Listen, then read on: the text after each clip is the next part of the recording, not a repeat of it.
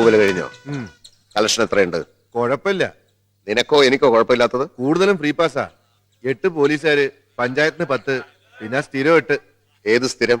കുഞ്ഞുകുട്ടിന് 7 പേരും. അയാൾ വന്നോ?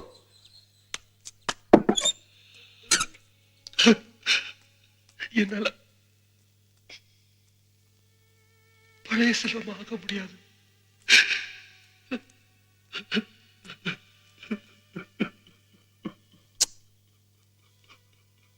ചുമ്മാ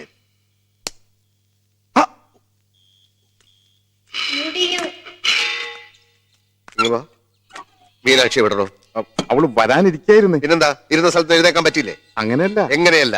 അവളെയും കൊണ്ട് താൻ സിനിമക്ക് വരാമെന്ന് എന്നോട് 6ാമത്തെ പ്രാവശ്യമാ താൻ പറയുന്നത്. അവൾക്ക് സത്യരാജന്റെ പടം ഇഷ്ടമല്ല എന്ന് പറഞ്ഞപ്പോ ഞാൻ കമലഹാസന്റെ പടം കൊണ്ടുവന്നു. അപ്പൊ താൻ പറഞ്ഞു അവൾ പനി പിടിച്ച് കിടക്കുകയാണെന്ന്. പനി മാറിയപ്പോ താൻ പറഞ്ഞു പടം മാറിപ്പോയത് കൊണ്ടാണ് അവൾ വരാത്തത്. ഇപ്പൊ ഞാൻ കഷ്ടപ്പെട്ട് കാല് പിടിച്ച് അവൾക്ക് ഏറ്റവും ഇഷ്ടപ്പെട്ടതെന്ന് താൻ പറഞ്ഞ ഞാൻ വാഴവപ്പ എന്ന് പറഞ്ഞ സിനിമ കൊണ്ടുവന്നു.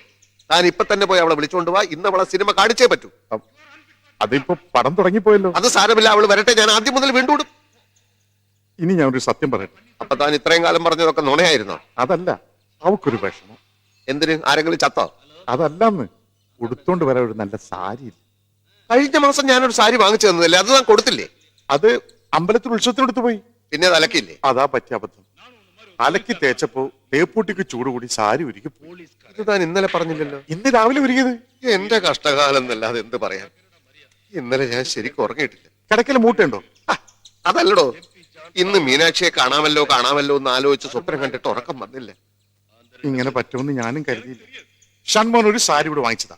അവൾ അടുത്ത പടത്തിന് ആദ്യത്തെ മാറ്റിനിക്ക് കൊണ്ടുവരുന്ന കാര്യം ഈ കുഞ്ഞുകുട്ടനായിട്ട് എന്താ വിശ്വാസമായി.